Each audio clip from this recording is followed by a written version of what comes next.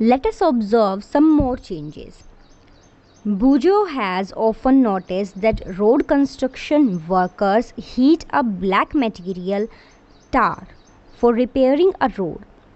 बुजो ने क्या नोटिस किया है कि जब भी रोड की कंस्ट्रक्शन हो रही होती है, मरम्मत कर रहे होते हैं हम रोड की, या रोड को बना रहे होते हैं, तो हम क्या करते हैं, उसने देखा कि रिपेयरिंग के लिए एक ब्लैक कलर का मटेरियल यूज़ किया जा रहा है, जो कि ब्लैक कलर का एक लिक्विड होता है लेकिन बहुत गाढ़ा होता है। उसका नाम क्या था? टार। टार हम जब रोड बना रहे होते हैं, रिपेयर कर रहे होते हैं गड्ढों को, तो एक चिपचिपा सा ब्लैक कलर का लिक्विड डाला जाता है ऊपर, ताकि समतल हो जाए हमारा रोड। उसको क्या कहते हैं हम? टार।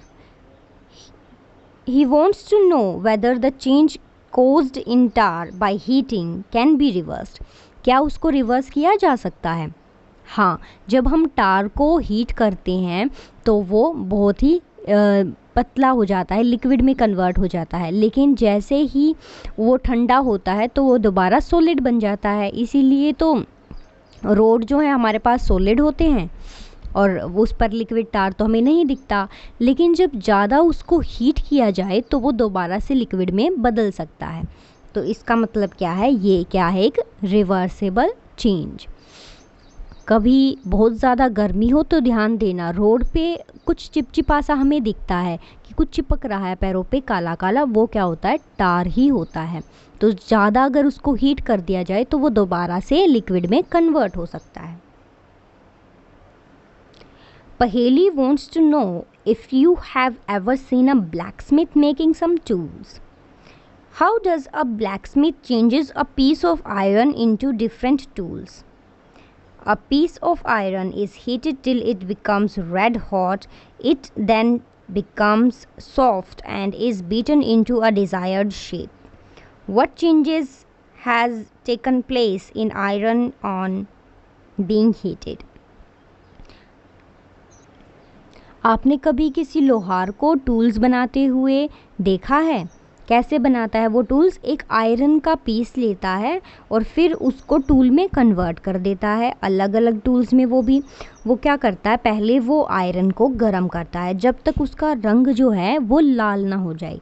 जब वो रेड हॉट हो जाए, इतना गर्म हो जाए कि वो लाल हो गया हो, तो क्या हो जाता है? वो सॉफ्ट हो जाता है। वैसे तो हमारा लोहा बहुत हार्ड होता है, टूटता भी नहीं है, लेकिन जब उसको हीट किया जाता है, रेड हीट यानी कि इतना गर्म हो जाए जैसे लाल हो जाएगा बिल्कुल, तब वो कैसा हो जाता है? सॉफ्ट, नरम हो जाता है। उस टाइम पे हम उसको बीट कर करके, यानी कि हम उसको हथौड़े से या किसी और टूल से पीट कर उसको मनचाहा आकार दे सकते हैं।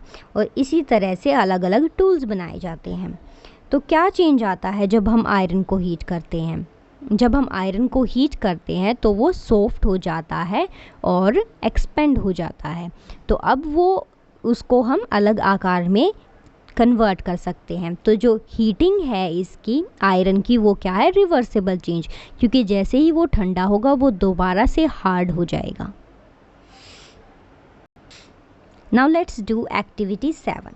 Take a small candle and measure its length with a scale. एक छोटी सी कैंडल लेंगे और उसकी लेंथ को हम मेज़र कर लेंगे स्केल के साथ। Now fix it on a suitable place and light it. अब हम उसको एक जगह पे रख के उसको जला देंगे। Let it burn for some time. Now blow out the candle and measure its length again. अब हम कैंडल को बुझाकर उसकी लेंथ दोबारा से मेजर करते हैं। तो क्या देखेंगे हम?